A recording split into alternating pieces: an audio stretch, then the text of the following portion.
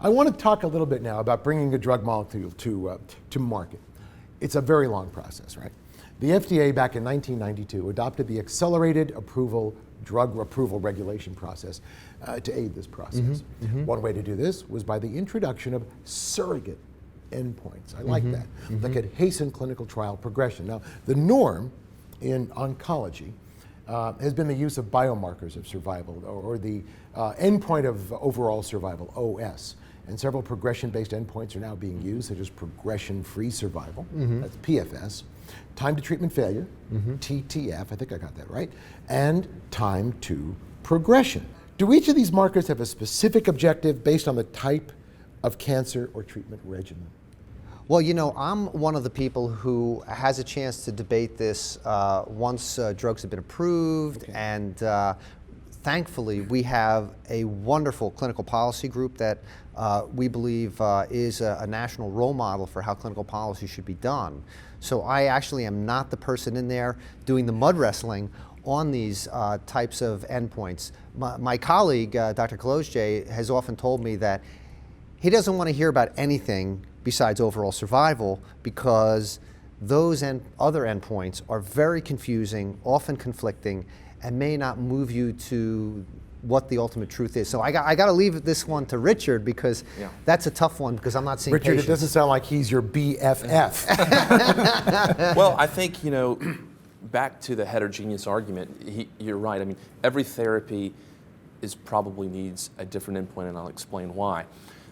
For instance, and it also has to do with ethics. For instance, BRAF inhibitors just got approved back in 2012, I believe.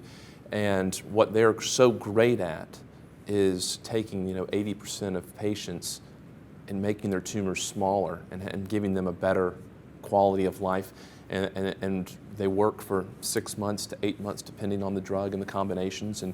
And now, if you have a clinical study where and there was, comparing these newer drugs to the old standard of care of chemotherapy and melanoma, which didn't work at all. Now, the progression-free survival, so the time between when the guy who got chemotherapy progressed was less than 2 months versus 6 months or so with the newer drug. Now, what do you do with the guy who got the chemotherapy? Is it ethical to not give him the BRAF inhibitor after he progresses on the chemotherapy? So therefore, the survival argument is going to be completely muddied up, because you get a guy who's starting on the good drug a couple months later than the guy who started on the good drug earlier. So while their overall survivals might be very similar, that's not taking into account their major. It is a great drug, and I think so. What I'm saying is, at least in terms of FDA approval, it's really nice to get those quicker endpoints where, I mean, this drug was a no-brainer. I think everyone knew that it was a huge breakthrough. Which drug is this? This is called vemurafenib, but then dabrafenib has also been approved in this setting as well, which speaks again to innovation. And I think I didn't make that point earlier. I love the idea that there's a lot of competition in the markets right now, especially in the melanoma world. There's several BRAF inhibitors, there's several PD-1 and other immune therapies agents. Hopefully, America, the capitalistic system that we live in and probably, most of us believe in, will help the healthcare system in that way moving forward as well. All right, so if one surrogate endpoint is good, let's put out two of them. Are two surrogate endpoints better than one? Is that where we should be going? Is it more efficient? No, I think it's the wrong question. I think the real question is, if Richard has pegged what the actual purpose of the surrogate endpoints are, which is quality of life, because overall survival may look the same, but quality of life may be different depending on how you approach therapy, if you had a step therapy approach or some other type of constraint. So the real question is, so we're looking at progression-free survival and quality of life metrics, and we're paying for the drug. Previously, we thought in the greater construct of drug therapy that we were paying for either cure or remission or suppression of a chronic disease. With progression-free survival, we're paying for none of those. We're paying for quality of life.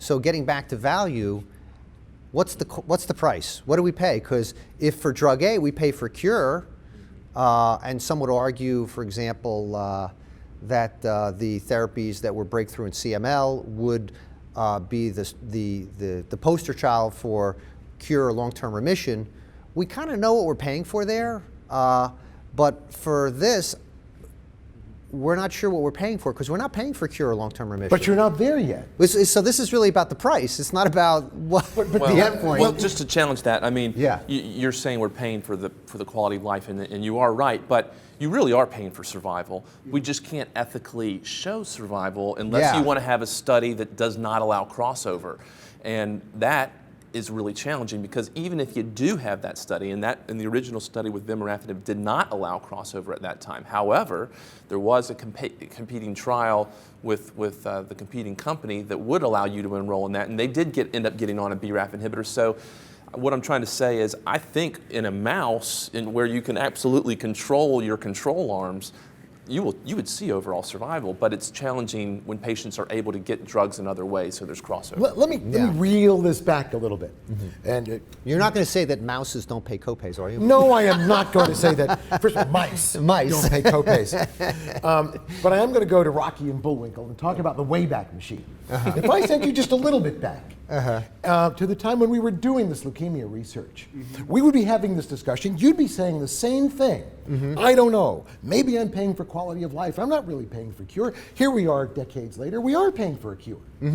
You could have made that argument, but the argument really is time-based, isn't it? I would I mean, agree. am I making your case here for you? I think you're helping, yes. Yeah. Oh, I good. appreciate Yeah. that. Okay. No, I wouldn't. I can't. I'll move I away can't- from you.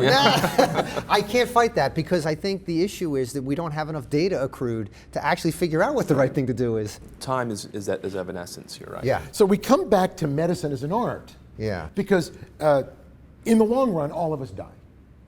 Eventually, all Yeah. of us die. Yeah. And what we're trying to do is extend our lives.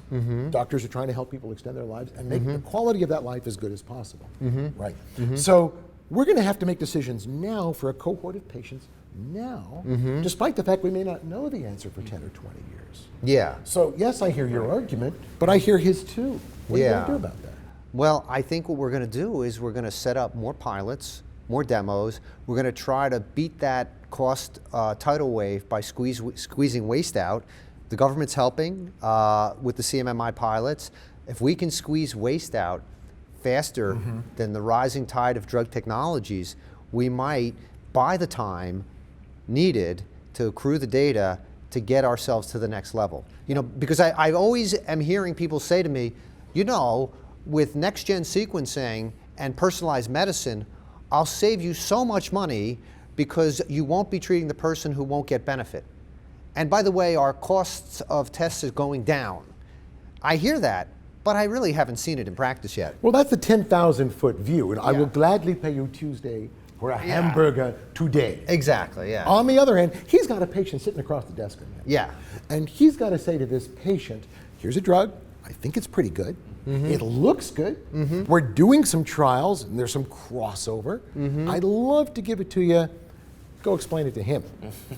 How do you do that? Yeah, I mean, I think, you know, outside of a clinical trial, I believe you're right. I don't like using experimental drugs outside of a clinical trial. Okay. Now, where I might sway a little bit from that is I might use an approved drug in a slightly earlier setting than I would in the approved setting, because I honestly believe I'm doing what's best for the patient and actually probably what's best for the healthcare system by maybe preventing further use of other healthcare dollars. So. Okay, now, we have two...